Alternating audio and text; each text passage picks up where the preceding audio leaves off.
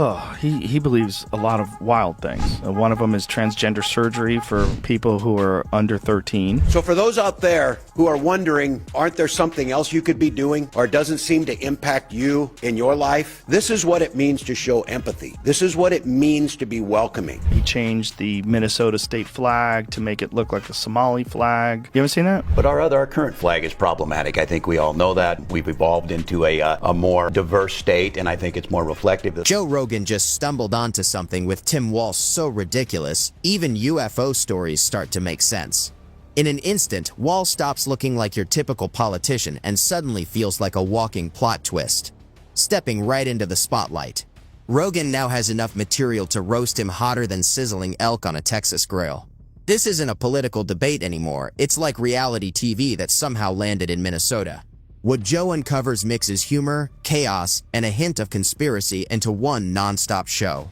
Fair warning, you'll want popcorn for this complete unraveling. Think about Walz's descriptions of his military career, because there's some issues there that people have. I don't know if he flat out ever said that he served in Afghanistan, but he certainly didn't dissuade people from saying that he was, when they were saying he didn't correct them. Right. There was things he didn't. And if you're enjoying this so far, make sure to hit that subscribe button. It really helps more than you'd think. Joe Rogan has seen some weird stuff. UFOs, politicians pretending they know what elk meat tastes like, and health gurus claiming kale smoothies can fix everything from the flu to a broken heart.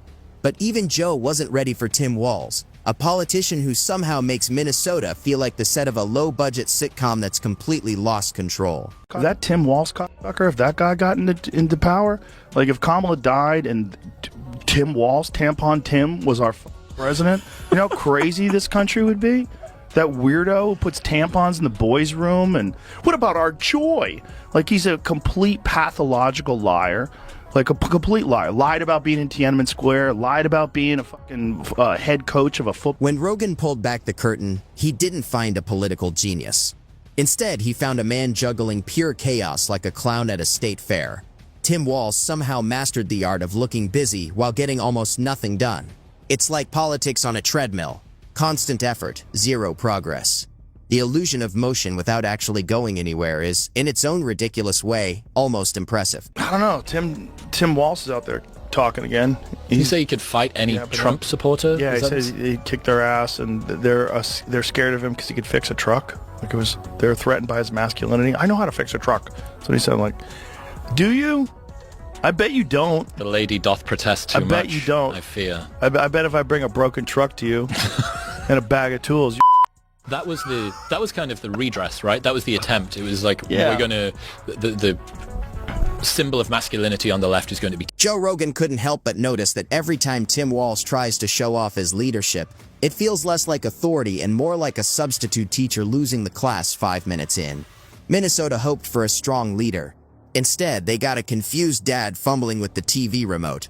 His leadership ended up feeling like a family sitcom, and the laugh track practically writes itself. This video of Tim Walz doing the exact same thing. Right.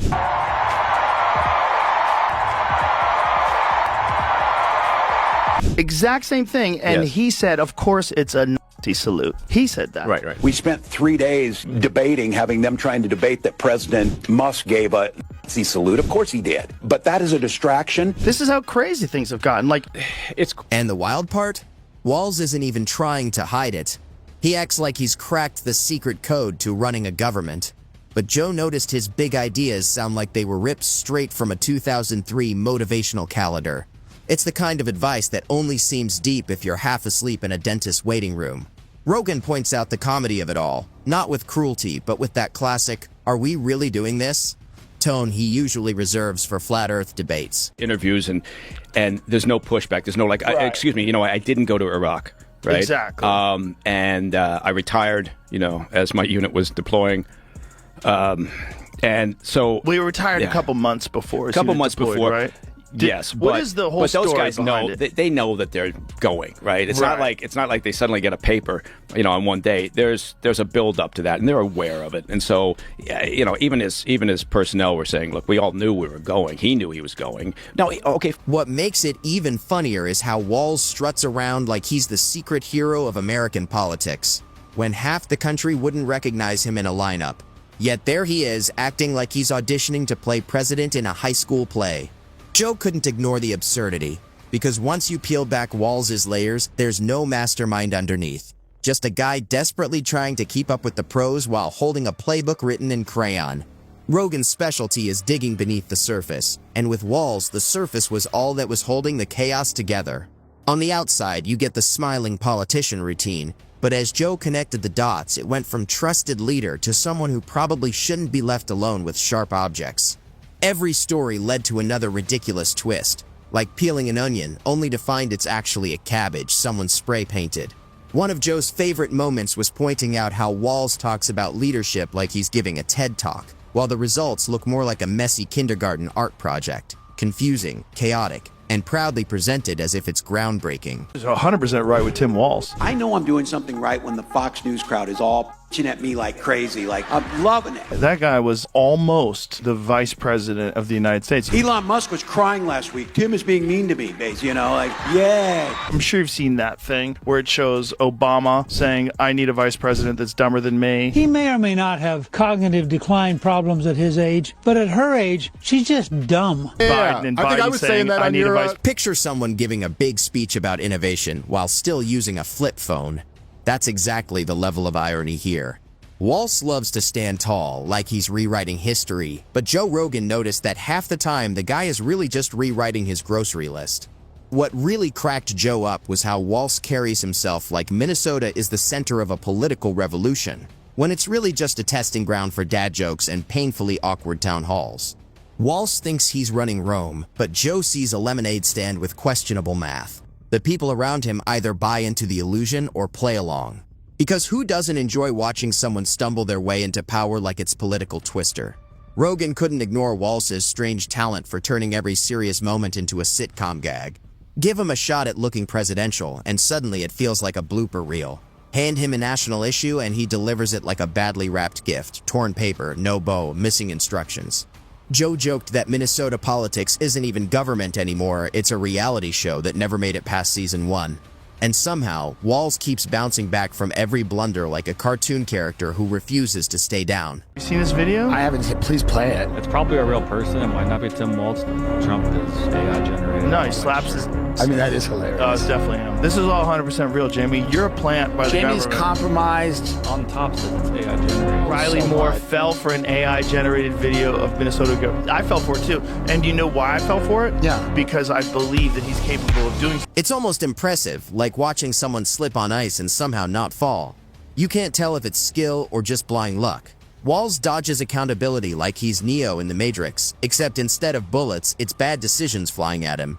This is where Rogan really had fun tearing apart the idea that Walz is some misunderstood genius. Nope, Joe compared him to an overconfident substitute gym teacher. Sure, he can give a loud pep talk, but when it's time to run real plays, you'd be better off asking middle schoolers with a whiteboard. Walz acts like he's playing chess, but Joe exposed that it's really Candyland, and he's still losing. The deeper Rogan dug, the stranger it got. Walz has a habit of over-explaining everything, as if talking longer magically turns nonsense into wisdom. But Joe wasn't buying it. He saw straight through the act. Walz's speeches are basically the audio version of motivational cat posters.